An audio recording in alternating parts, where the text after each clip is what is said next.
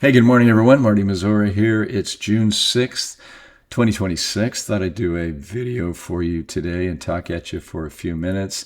This is not our weekly macro update. You're going to get that tomorrow. But for today, I just kind of want to talk about markets. We can get into the jobs number because the jobs number, I do believe, was part of the problem yesterday. But I don't think I'll get too much into the weeds. We'll do that in the update for you tomorrow, and that'll be on the written blog.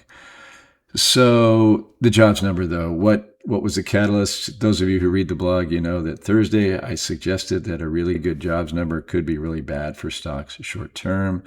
Why would that be? Well, it would say that the economy is doing well. And if the economy is doing well and inflation is not coming down, why would the Fed cut interest rates, right? In fact, they wouldn't. In fact, after yesterday's jobs number, a cut was fully priced in to Fed fund futures by the end of the year. Now, I'm somewhat skeptical that that's going to happen. I think that sentiment can reverse in a hurry, particularly if the markets continue to melt down. That will change that dynamic in a hurry. You will see yields ultimately follow, and suddenly the pressure would be off the Fed to raise interest rates.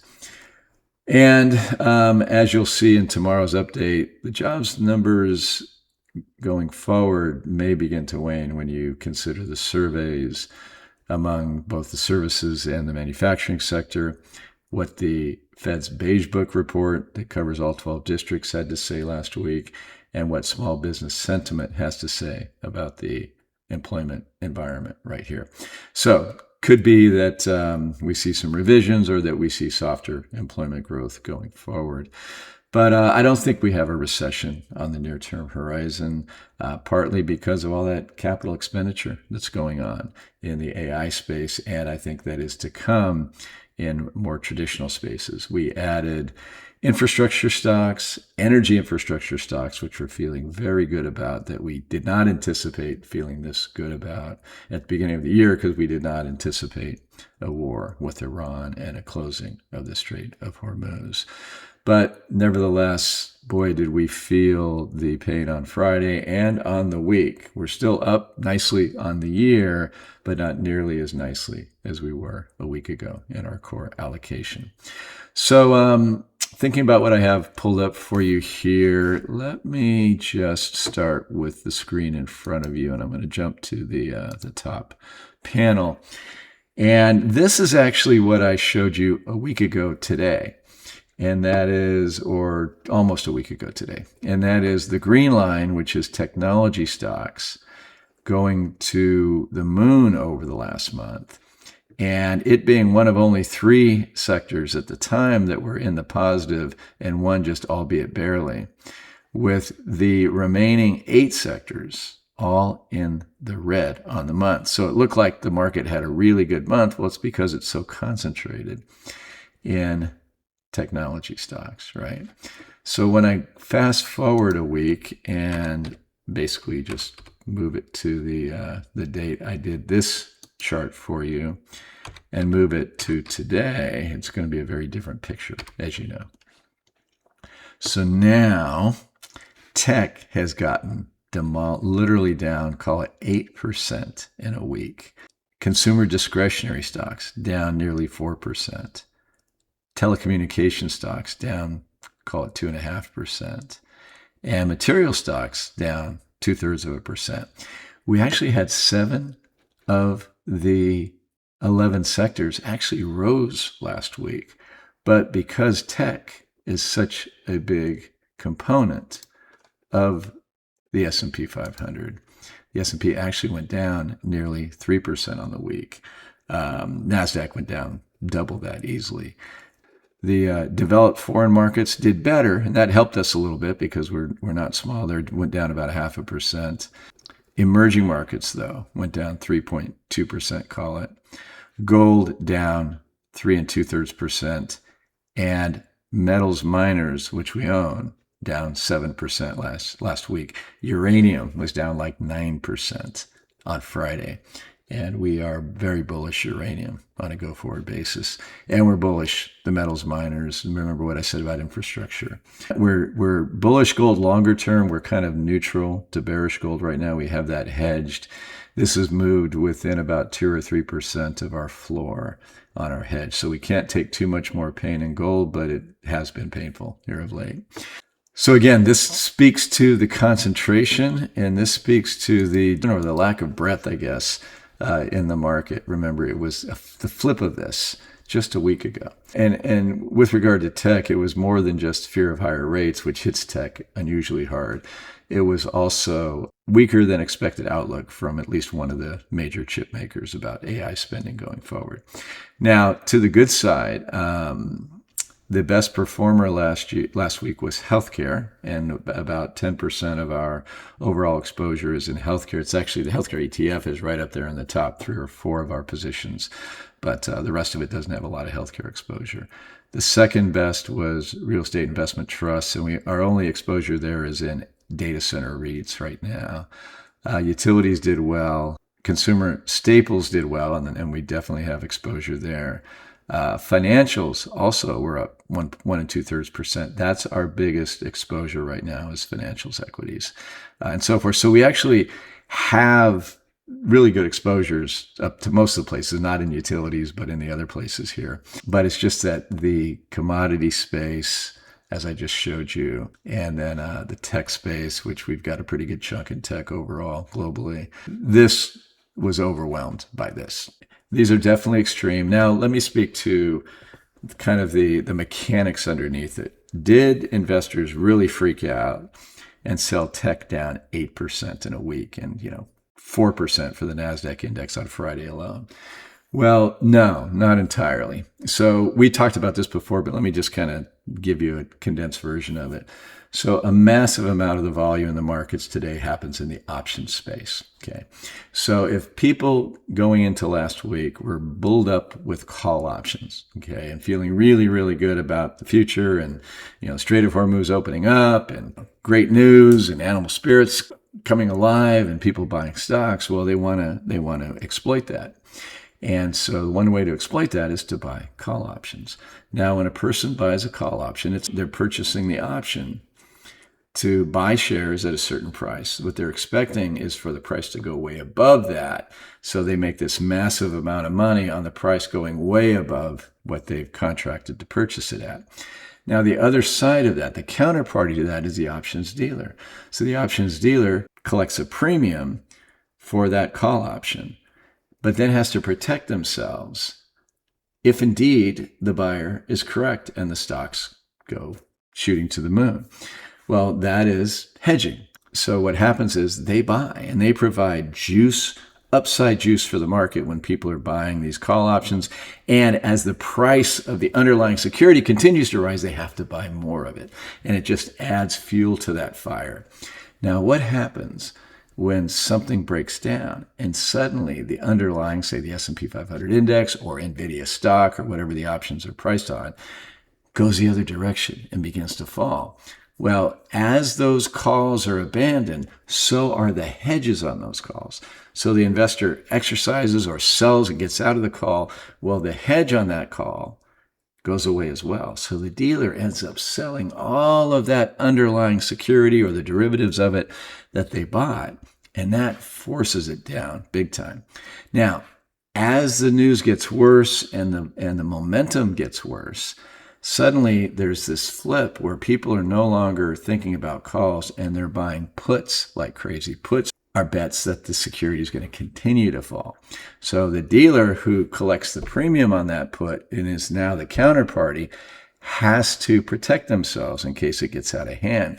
So they immediately start shorting or selling the underlying, so to speak, to protect themselves. A short sale is where you borrow shares of something or futures contracts or whatever. You sell them and then you end up buying them back later at a much lower price if the price goes down, pocketing a ton of money. So people buy puts, in my simple example. Dealers have to short the underlying. That shorting is selling of the underlying security. and hugely can exacerbate the downside. And then we get this short squeeze. We talked about this a lot over the years, and that this big whopping big rally was just simply mostly a short squeeze. That's because all these people were short expecting it to go down. And we got some good news. The market went against them, and we had this massive buying, not just of the people who suddenly got bullish, but all the dealers who now had to unwind those short positions by buying those securities and giving them back to the lender. I know it's complicated, but what I'm telling you, though, is that there's a mechanical force under this market in particular that is going to exacerbate these moves in both directions. Now, we've had call options that we bought just before the market bottomed earlier this year, and literally like a week before. And we had that one of those short squeezes. So we rolled those call options like 4 times. I mean, they've been a not small part of why we've done well so far this year. We're playing with house money, for lack of a better term, several times over. So that hit that we took yesterday was just a hit on a portion of all the profits we've made on those. But we were able to exploit that. Now, we also have put options that are more what we call left tail protection in case something really, really bad happens. They mitigated, I don't know, a third to half of the decline in the call options on Friday. So it wasn't as bad as it could have been. Now, if we get a follow through and we get selling into next week, suddenly those put options are going to be where we really start making some money. So we've positioned those so that if the market goes up, 10% from here, we do really, really well on those options. The puts go down, but the calls go up far more than the puts go down. If the market goes down 10%, it's the opposite impact. So that's part of the hedging that we do. The hedging that we do, folks, to protect us against a 2008 or a COVID thing, and remember how well we did during COVID and in the declines past that because we've continued this hedging strategy. We've done really well in the down markets.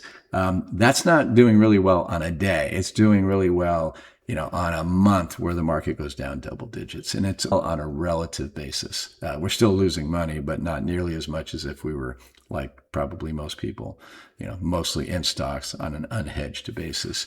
So we're not hedging against, 10% loss. We're hedging against a 20, 30, 40% loss that, big events can bring.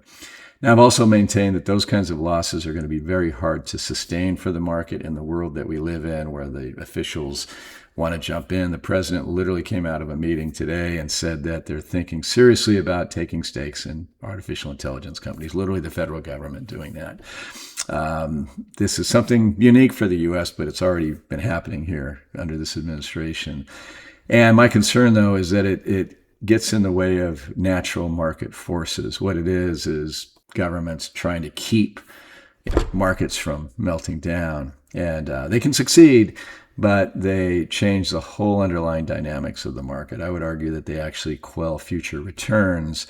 So it's short-term thinking that actually probably has long-term consequences. And if you don't let the markets do their things, and this is not the world we live in right now. It's not just in the U.S., mind you. But if we don't let the markets do their things, that means we don't let them have the impact on the economy that they normally would have. Therefore, we don't have that inflation fighting mechanism there. And so to the extent that the government wants to step in and keep pain from happening, the cost of that is inflation going forward. I can get into my long-term lecture on why that's actually part of the process to fix a massive debt to GDP problem. I've written extensively about that over the last 2 or 3 years. I will no doubt talk about that some more. But from a debt to GDP problem, believe it or not, inflation is the answer, or a big part of it, weaker currency. But the Fed has to come on board like they did after World War II and somehow keep rates on the short end, at least, low enough for the government to roll over. From what I understand, more than half of the government debt, which is a massive amount, is due in the next 2 years. Like 30% is due by the end of this year. So that debt needs to get refinanced at not super high rates. And if you don't let inflation come down, or you don't let rates come down as a result of market pain, for example, well, then you don't have a lower interest rate regime with which to reinvest into. So that's where a Treasury Fed Accord, as they called it like a year ago when they were talking about this thing, comes in, where the Fed monetizes the debt, or the Fed buys a good chunk of that short-term debt, which is what they're going to roll into to keep interest rates low. So anyway, pardon the rambling, folks. Hope that makes some sense at some levels. So I did load up the charts that we're used to looking at. Interesting technical levels here. If you can see this line, we broke through this uptrend line. In fact, let me do some drawing here to make it easier to look at. So we had a nice uptrend going right here, hit it a few times, broke through it with momentum in here. And you see we had this kind of upward sloping channel here. Broke through it with a massive bear candle here on Friday, right? There's a level right here where you can see there's potentially some support at about 73.35. Happens to be the 24% retracement, which is a weak retracement level. A real strong one is the 38.2. So if we break down through here, the next stop technically I don't see really anything technically keeping it from about 71.50 or 71.55. And that's also where the 50-day moving average intersects. So if we don't get a stick save here, we don't get news tomorrow or Monday or whatever that we're getting, we're having good talks with Iran or whatever it would take, we could definitely see a bounce early in the week. But if we don't, I would, if I were a technician, I'd be getting ready to buy some stocks right in here. 50% retracement is a very, very strong line in the sand, and that's right at 7,000 on the S&P. You'll hate it if it happens, folks, trust me. But there is a lot of volume and a lot of action right there. And just above the 200-day moving average, that would be pretty strong support, I think. So if it gets worse, there's some levels here where I think the market would pause and probably bounce pretty aggressively. And imagine the short covering, back to what I just rambled on about. If indeed we get a pop right in here, you could see pretty violent upside action there in stocks.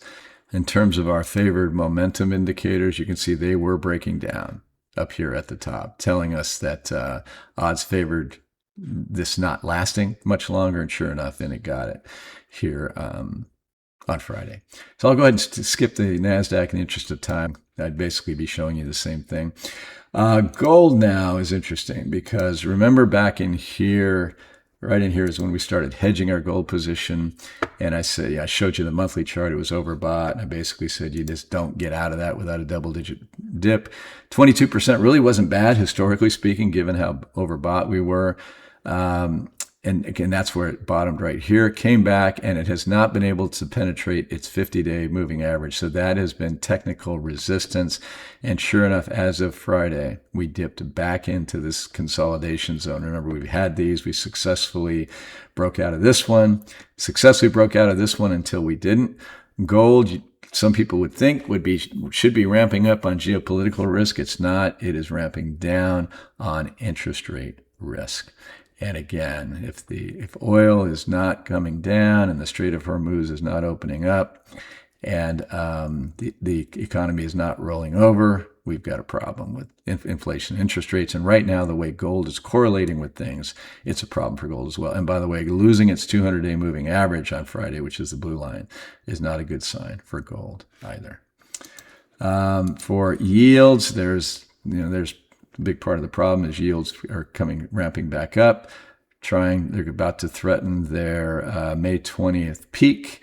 Now, this was suggesting here that the bonds would get bought, yields would sell off. That's exactly what happened.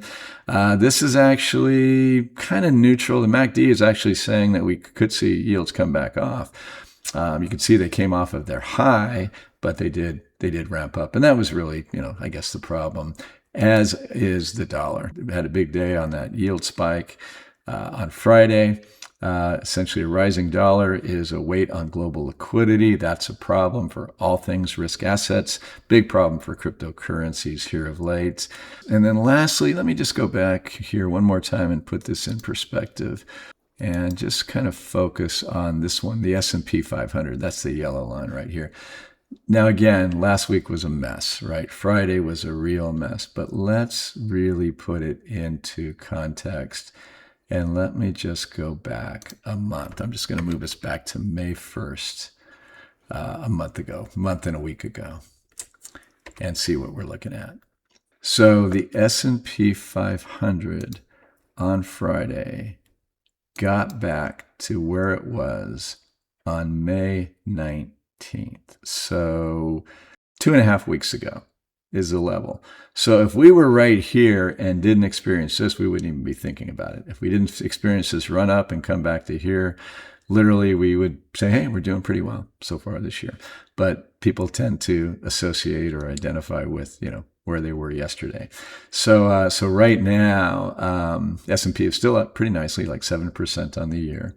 And we're only 5 months into the year, folks. Nevertheless, we should take this seriously. That drop, again, could break some key levels and could get a lot worse and could wipe out the lion's share of this year's gains. I'm not predicting anything at this point.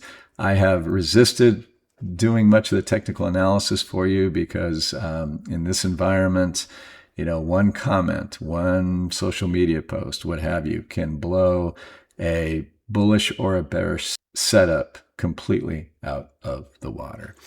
So folks, you know what? Let me just do a hard stop right there. I'm going to clean it up and send it out to you. And more importantly, I think will be the weekly macro update that probably will be pretty detailed for you tomorrow.